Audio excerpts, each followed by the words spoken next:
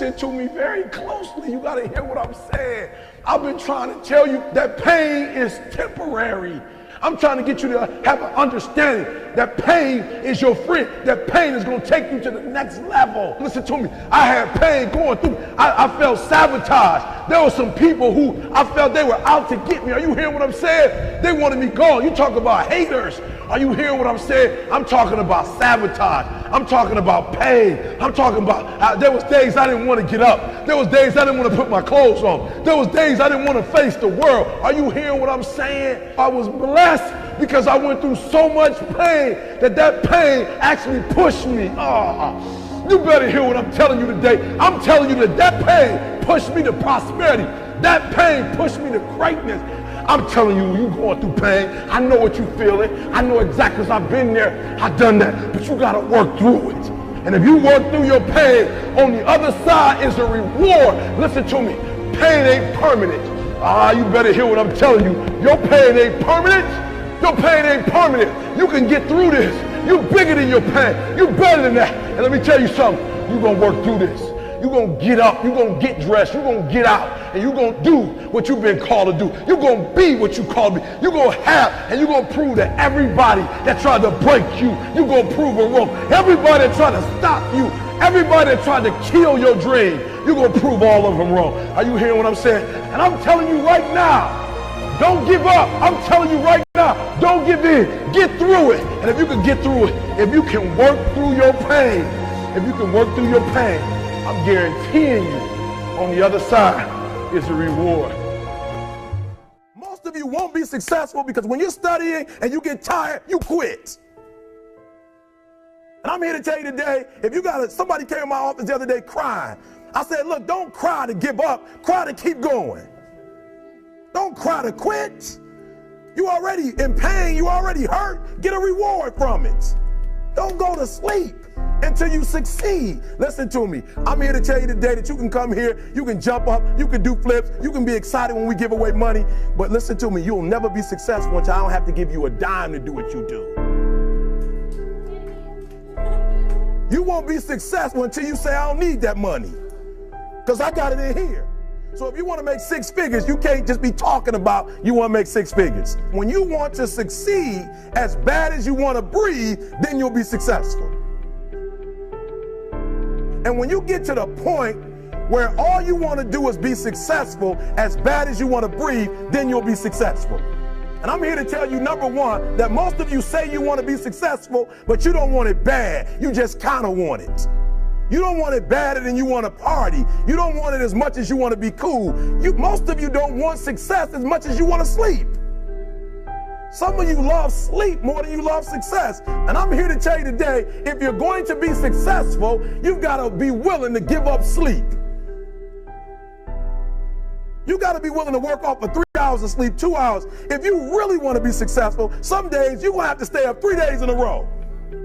Because if you go to sleep, you might miss the opportunity to be successful. That's how bad you got to want it. You got to go days without, listen to me, you got to want to be successful so bad that you forget to eat. So listen to me. Emmitt Smith said this at the end of the commercial. Emmitt Smith said, all men are created equal. Some work harder in preseason. I'm going to say it again because you might have missed it.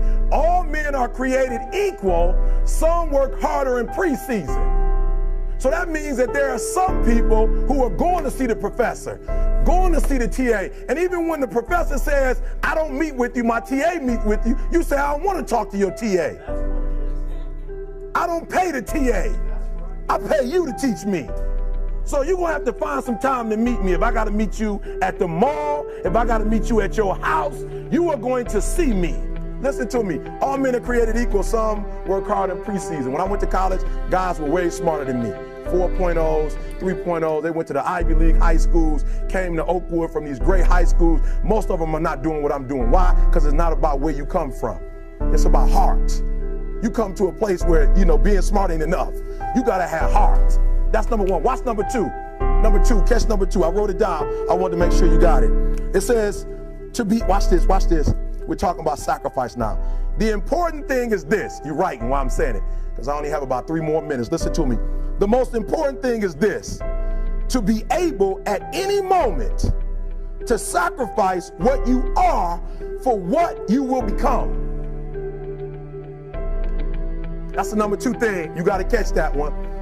To be able to, listen to me, at any moment. Some of you can make sacrifices when Monday Night Football is not on. You can make a sacrifice. But when the game come on, for some reason, you just attach to it.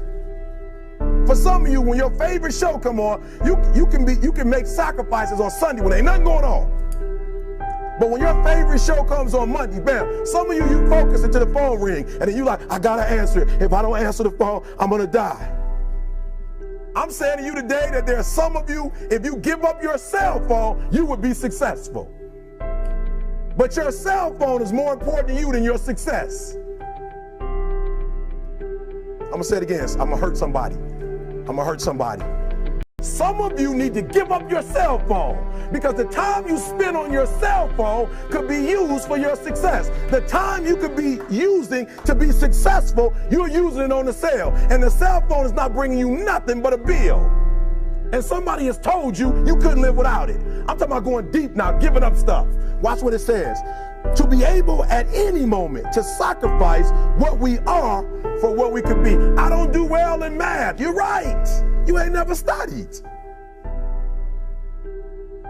I'm not good in writing because you have never written before.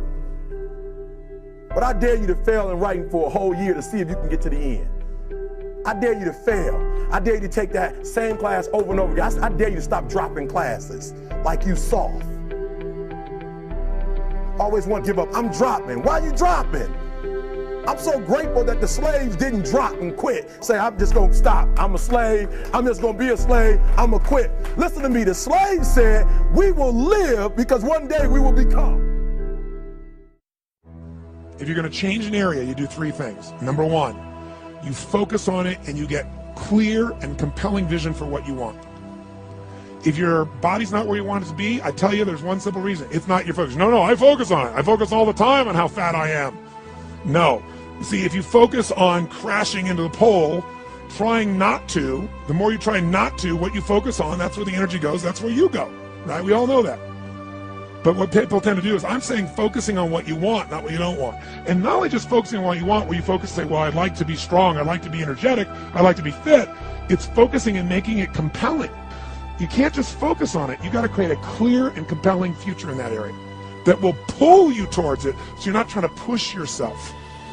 If there's an area you're not improving in, think of 3 pillars, if you would. Pillar 1 is get focused and clear. What's compelling? Where are you? Really? And don't lie. Where do you want to be? And make it so compelling you can't help it. When you wake up in the morning, you want to transform this area of your life. So the quality of your life already is better just because you are so excited about what you're after. When you do that with your body or your emotions or your finances or time or any other area, and you start focusing and you're clear, you're going to have energy. You're going to have drive. You're going to start to do something. How do you make sure what you do really work? Is model someone who's already successful. All the tools I come up with, some I've obviously created, but the foundation came by standing on the shoulders of other giants. I went out and found somebody that's already got the result. Why reinvent the wheel? Success leaves clues. Find the best, figure out what they're doing, do that. Alter it, find your view of it, but start with what already is working rather than starting from scratch and trial and error. So emotion is it. If we get the right emotion, we can get ourselves to do anything. We can get through it. If you're creative enough, playful enough, fun enough, can you get through to anybody, yes or no? If you don't have the money, but you're creative and determined enough, you find the way. So this is the ultimate resource, but this is not the story that people tell us, right? The story people tell us is a bunch of different stories. They tell us we don't have the resources, but ultimately, decisions shape destiny, which is my focus here. If decisions shape destiny, what determines it is 3 decisions. What are you going to focus on? Right now, you have to decide what you're going to focus on. In this second, consciously or unconsciously, the minute you decide to focus on something, you got to give it a meaning. And whatever that meaning is produces emotion. Is this the end or the beginning? Is God punishing me or rewarding me, or is this the roll of the dice? And emotion then creates what we're going to do, or the action. So think about your own life, the decisions that have shaped your destiny. And that sounds really heavy, but in the last 5 or 10 years, 15 years, haven't there been some decisions you've made that if you made a different decision, your life would be completely different? So the bottom line is, maybe it was where to go to work and you met the love of your life there. Maybe it was a career decision. I know the Google geniuses I saw here. I mean, I understand that their decision was to sell their technology at first. What if they made that decision versus to build their own culture? How would the world be different? How would their lives be different? Their impact. The history of our world is these decisions. When a woman stands up and says, no, I won't go to the back of the bus, she didn't just affect her life. That decision shaped our culture. Or someone standing in front of a tank. Psychological strength. That's the difference in human beings that I've seen of the 3 million I've been around. Because that's about my lab. I've had 3 million people from 80 different countries that I've had a chance to interact with over the last 29 years. And after a while, patterns become obvious. You see that South America and Africa maybe connect in a certain way, right? Other people say, oh, that sounds ridiculous. It's simple. So what shapes you? 2 invisible forces, very quickly. 1, state. We all have had times. Have you had a time you did something and after you did it, you thought to yourself, I can't believe I said that. I can't believe I did that. It was so stupid. It wasn't your ability, it was your state. Your model of the world is what shapes you long term. Your model of the world is the filter. That's what's shaping us. That's what makes people make decisions. When we want to influence somebody, we got to know what already influences them. And it's made up of 3 parts, I believe. First, what's your target? What are you after? Which I believe it's not your desires. You can get your desires to goals. How many of you ever got a goal, desire, and thought, is this all there is? How many been there? Say aye. So it's needs we have. I believe there are 6 human needs. Second, once you know what the target that's driving you is, and you uncover it for the truth, you don't form it, you uncover it. Then you find out what's your map, what's the belief systems that are telling you how to get those needs. Some people think the way to get those needs is destroy the world, some people is to build something, create something, love someone. And then there's the fuel you pick. So very quickly, 6 needs, let me tell you what they are. First one, certainty. Now these are not goals or desires, these are universal. Everyone needs certainty that they can avoid pain and at least be comfortable. Now how do you get it? Control everybody, develop a skill, give up, smoke a cigarette? Well, we go for certainty differently. If we get total certainty, we get what? What do you feel if you're certain? You know what's going to happen, when it's going to happen, how it's going to happen. What would you feel? Bored out of your mind. So God, in her infinite wisdom, gave us a second human need, which is uncertainty. We need variety. Third human need, critical, significance. We all need to feel important, special, unique. You can get it by making more money. You can do it by being more spiritual. You can do it by getting yourself in a situation where you put more tattoos and earrings in places humans don't want to know. Whatever it takes. The fastest way to do this, if you have no background, no culture, and no belief in resources or resourcefulness, is violence. If I put a gun to your head and I live in the hood, instantly I'm significant. 0 to 10, how high? 10. How certain am I you're going to respond to me? 10. Here's what we really need. Connection and love, 4th need. We all want it. Most people settle for connection because love's too scary. Now these first 4 needs, every human finds a way to meet. Even if you lie to yourself, even if you have split personalities. But the last 2 needs, the first 4 needs are called the needs of the personality, is what I call them. The last 2 are the needs of the spirit. And this is where fulfillment comes. You won't get fulfillment from the first 4. You'll figure a way, smoke, drink, do whatever, meet the first 4. But the last 2, number 5, you must grow. We all know the answer here. If you don't grow, you what? If a relationship's not growing, if a business is not growing, if you're not growing, it doesn't matter how much money you have, how many friends you have, how many people love you, you feel like hell. And the reason we grow, I believe, is so we have something to give of value. Because the 6th need is to contribute beyond ourselves. Because we all know, corny as it sounds, the secret of living is giving.